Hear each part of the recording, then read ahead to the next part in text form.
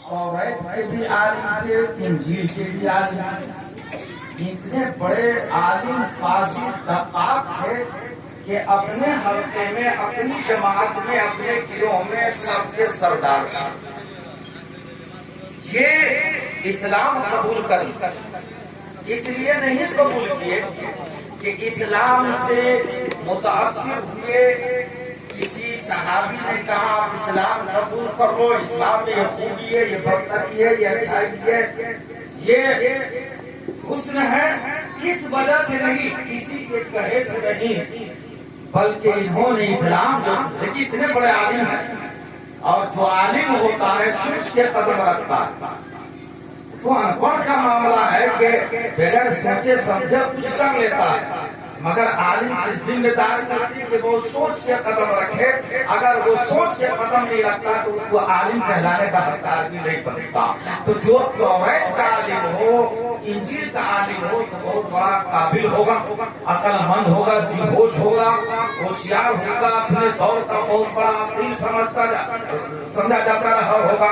तो हजरत अब्दुल्लाह इब्न सलाम की यही हालत थी कि अपने हल्के में सबसे ऊंचे थे, मगर इन्होंने भी इस्लाम कबूल किया तो किसी के कहने पर, किसी के दबाव पर, या किसी से मुतासिर होकर के, या इस्लाम की खूबी समझ करके नहीं, बल्कि सरकार दो आलम सल्लल्लाहु अलैहि वसल्लम के बारे में चर्चा ये सुनते थे, जिक्र सुनते थे, और तौरात में भी पढ़ते थे। हालांकि तौरात को मानने वालों ने बड़ी तहरीर किया, बदला, इंजील को भी तब्दील किया, उसमें तबद्दुल और तबद्दुल का इतना ढेर कर दिया कि सही इंजील नहीं रह गई और सही तौरात नहीं रह गई। मगर फिर भी हजरत अब्दुल्लाह इब्न सलाम ने देखा कि आखिर समा पैगंबर कितने सिफात और इतनी बातें इसमें मजबूर है, मगर देखा कभी नहीं था। तो हजरत अब्दुल्लाह इब्न सलाम एक बार रास्ते से गुजर रहे थे, आकाए कायनात तशरीफ ला रहे थे, बस चेहरे ज़ीबा पर इनकी नजर पड़ गई, फौरन इनका दिल पुकार उठा, कसम खुदा की ये चेहरा ऐसा है तो किसी झूठे का नहीं हो सकता, यही नबी का, यही नबी और पैगंबर है, यही रसूल है, यही आपको जमात नबी। इन्होंने मुतासिर होकर इस्लाम को कबूल कर दिया, आ गए दायरे इस्लाम में। मगर जो तौरात और इंजील का आलिम होगा तो जाहिर सी बात है कि उसमें दीन मुस्लिम में और दीन ईसवी में बहुत से कानून और उसूल ऐसे थे जो हमारी इस्लामी कानून से बिल्कुल अलग थे। तो उसमें एक कानून था दीन मुस्लिम में, क्या कि हजरत मूसा अलैहिस्सलाम पर जो तौरात नाज़िल हुई थी उसमें लिखा था कि ऊंट का गोश्त खाना ना जाए, ऊंट का गोश्त खाना ना जाए। अब्दुल्लाह इब्न सलाम को तौरात के आलिम थे और दीन मुस्लिम पर काम करते थे, तो इनका अमल जब तक ये दीन मुस्लिम में थे।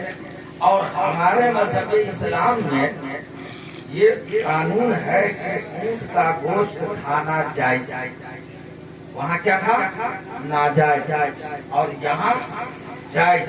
तो हजरत अब्दुल्लाह इब्न सलाम ने ये सोचा कि हम दीन मुस्लिम के मानने वाले थे, गर्चे अब हम इस्लाम में दाखिल हो गए हैं, मगर नहीं खाते थे, और वहाँ खाना नाजायज है, और यहाँ खाना कोई पकड़ भी नहीं है कि न खाए तो गिरफ्त में आ जाएगा, तो हम बच जाते हैं।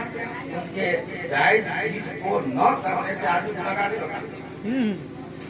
भाई रोटी खाना क्या है, वाजिब तो नहीं है, फर्ज तो नहीं है, जायज है ना। अगर कोई रोटी नहीं खाता है, सिर्फ चावल नहीं खाता है, तो क्या गुनहगार होगा? नहीं ना होगा। चावल खाना जायज है, मुबाह है, गोश्त खाना जायज है, मुबाह है, मछली खाना, और जो नहीं खाता तो उस पर आप हुक्म नाजायज का नहीं लगा सकते, नहीं लगा सकते। तो हजरत अब्दुल्लाह इब्न सलाम ने अपनी समझ से ये अखज़ कर दिया कि दीन मुस्लिम में ऊंट का गोश्त खाना नाजायज और दीन मुहम्मदी में ऊंट का गोश्त खाना जायज। तो अगर हम नहीं खाएं तो इस्लाम हमको पकड़ेगा, लेकिन खा लेते हैं तो दीन मुस्लिम नाजायज जो है نہیں کھاتے تھے تو ناجائز تو ہے، تو اس لیے ہم نہیں کھائیں گے کہ ادھر سے بھی بچ گئے ادھر سے بھی بچ گئے۔ سمجھ گئے نا؟ انہوں نے اعتدال والا راستہ اپنایا، درمیان والا راستہ اپنایا کہ نہیں کھائیں گے تو اسلام پکڑے گا نہیں، اور کھانے سے تو دین مسلم میں گرفت ہے اور مانتے چلے آئے ہیں، اگرچہ اسلام قبول کر لیے ہیں تو ادھر نہ کھائیں تو کوئی فرض واجب بھی ترک نہیں ہوا، اور کھا لیا تو ادھر پکڑے گئے، اس لیے ہم بچ جاتے ہیں، ادھر سے بھی بچ گئے اور ادھر بھی پکڑے نہیں گئے۔ انہوں نے اونٹ کا گوشت کھانا بند کر دیا چپ چاپ، یہ کوئی بڑی بات تو نہیں ہے بھائی، ہم لوگوں میں بہت سے لوگ ہیں مرغی ہم نہیں کھاتے، کوئی بات نہیں، آخر مچھلی آئے گی، ایسا ہوتا ہے کہ نہیں ہوتا؟ ہر آدمی کو نہیں کھاتا بھائی، جس کی پسند ہے ٹھیک ہے کھائیے، نہ پسند ہے نہ کھائیے، کوئی ناجائز حرام نہیں۔ تو انہوں نے بچاؤ کا راستہ، اب کوئی بڑی بات بھی نہیں ہے لیکن مطلب اس کو کوئی بیچ دے گا، کوئی بھاری بھرکم بنے گا نہیں کھایا نہیں کھایا، اس میں کیا لگا؟ مگر صاحب ہمارا اسلام کا تیور دیکھیے، مذہب اسلام کا قانون دیکھیے، حالانکہ اسلام میں ضروری نہیں ہے اونٹ کا گوشت کھانا، مگر اسلام یہ کہا، سرکار کے پاس یہ آیت نازل ہو گئی، یا رسول اللہ آپ عبدالسلام سے کہیے اونٹ کا گوشت کھانا ہی پڑے، آپ اسلام قبول کیے، آپ کے دین اور شریعت بھی انہوں نے مانا ہے، تو جب اس شریعت کو مان لیا تو دوسرے شریعت کی طرفداری اور پاسداری کیسی، دوسری شریعت کا خیال کیسا؟ کیونکہ آپ تو ایسے رسول ہو کہ آپ کے ذریعے ساری شریعتیں منسوخ ہو گئی، سارے دین آپ کے شریعت کے مقابلے میں سب ختم ہو گئے، صرف آپ کا دین چلے گا، صرف آپ کی شریعت چلے گی، صرف آپ کا قانون چلے گا، صرف آپ کا رسول چلے گا، صرف آپ کا حکم چلے گا، اور ان کا حکم تو کسی قبیلے کے لیے تھا، ان کا حکم جتنا بھی آئے کسی خاندان کے لیے تھا، کسی ملک کے لیے تھا۔ اے محبوب آپ کا قانون تو پوری دنیا کا ہم نے 12,000 مخلوقات بنائے ہیں، سب کے لیے آپ کا قانون ماننا لازم ہے، اور جو نہیں مانا وہ قانون رسول سے الگ ہو گیا، اس لیے عبداللہ ابن سلام کو کہیے کہ تم کو کھانا ہی پڑے گا، نہیں کھاؤ گے تو تم اسلام میں پورے طور سے داخل نہیں ہوگے۔ وَلَا تَتَّبِعُوا خُطُوَاتِ الشَّيْطَانِ، اور شیطان کی پیروی نہ کرو،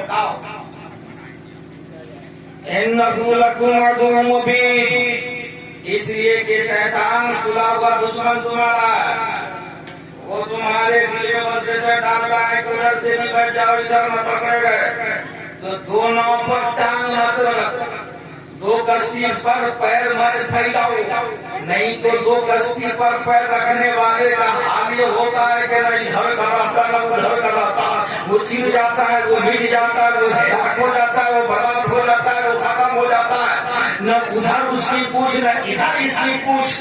اگر پوچھ والے بننا چاہتے ہو، کسی کے سامنے میں تمہارا وقار مجروح نہ ہو، تو جس دین کو تم نے قبول کیا ہے اس دین کے شروع سے آخر تک جتنے اصول ہیں سب کو مان لو، تبھی تم مومن ہو، مسلمان۔ اس آیت کی شان نزول یہ، مگر یہ شادی سے متعلق آج کی لگی، تو چلیے اس پر بھی چھوٹی سی بات سن لیجیے، اور پھر انشاءاللہ آپ جو چاہتے ہیں آپ کے ساتھ ہم بھی چاہتے ہیں، ہم سب کی چاہت کا خلاصہ ہو جائے گا۔ شادی خانہ آباد، یہ غلط ہے، خانہ آبادی کا مطلب یہ گھر بار بھرپور ہو، ہمیں شادی جب تک نہیں ہوتی تب تو ٹھیک ٹھاک رہا ہے، اب جیسے شادی ہوئی کوئی بات ابھی پہلا جانا موصول ادھر ہو جاتا ہے نا، دو بھائی تکرار، چار بھائی تکرار، بھائیوں میں تکرار نہیں، چھوٹیوں میں تکرار، اور چھوٹے کی تکرار سے بھائی بھی ایک دوسرے سے متنفر ہوتے ہیں، برگشتہ ہوتے ہیں، منحرف ہوتے ہیں، بٹوارا ہو جاتا ہے، 4 کٹھا کھیت ہے، 1 کٹھا، جب 7 ہے تو 4 کٹھا، اور جیسی چاند چھوٹے لائی تو ایک کرتا سارا گھر ہو گیا کھٹا. سمجھ گئے نا؟ تو شادی خانہ بات اس دور میں کہنے کو کہا جاتا ہے مگر حقیقت نہیں. شادی ہو کیسی پاکیزہ ہو، ستھری ہو، انوکھی ہو، نیاری ہو، پیاری ہو، سنت رسول کے مطابق ہو تو اس شادی میں چار چاند لگتا ہے اور دلہن جب گھر میں آتی ہے تو گھر سنور جاتا ہے. ہاں نہیں تو آج کل کا گھر سب جہنم والا ہوا ہے. جنت کا نمونہ آپ نہیں پائیں. بغداد کی سرزمین ہے. ایک قاضی صاحب، پہلے قاضی جج ہوا کرتے، جج کو قاضی کہتے ہیں.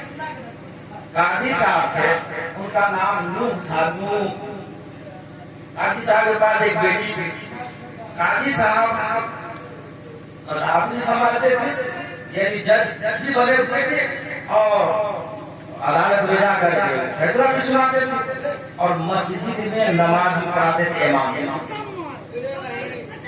قاضی صاحب کی بیٹی جوان ہو گئی، حسین تھی، بڑی خوبصورت اور بڑی پاکیزہ. قاضی صاحب نے سوچا کہ اس کی شادی کرو. اب لڑکے کی تلاش کرنے لگے، نہیں ملا. ان کی مسجد کا مؤذن ایک بڑا غریب تھا، مبارک. کون تھا؟ آپ کو بولیے. مبارک. تو قاضی صاحب نے اپنے مؤذن مبارک مجھ سے کچھ شادی کرے کون لڑکے ملے گا؟ آشیانہ بھی نہیں سر چھپانے کے لیے، کوئی ٹھکانا بھی نہیں رہنے کے لیے، تو مجھ سے کون بھی لڑکی لے گا؟ تو قاضی صاحب نے کہا میں آپ اپنی لڑکی سے مجھے شادی کریں گے؟ بالکل. ایسا کیوں؟ اب وہ ہم جانتے ہیں میری لڑکی سے تم عقد کر لو. کہ حضور آپ تو میرے حالات سے واقف ہیں، اب آپ جاننے کا میں سب جانتا ہوں، مگر تم شادی کرا. ٹھیک ہے، وہ تیار ہو گیا، نکاح ہو گیا. ایک قاضی صاحب مالا کرا. قاضی صاحب نے ایک بہترین کمرہ دیا مبارک کو شب خوشی سہاگ رات منانے کے لیے، اور کہا اسی میں تم دونوں میاں بیوی رہنے کا. ٹھیک ہے، ہو گیا. رات آئی، صبح فجر کے ٹائم میں مبارک نے اذان دیا، بڑا تعجب ہوا. قاضی صاحب کو آج پہلی رات تھی اور آج بھی مبارک اذان دیا، بڑا دیکھنا. واہ واہ رے مبارک. قاضی صاحب بہت خوش ہوئے.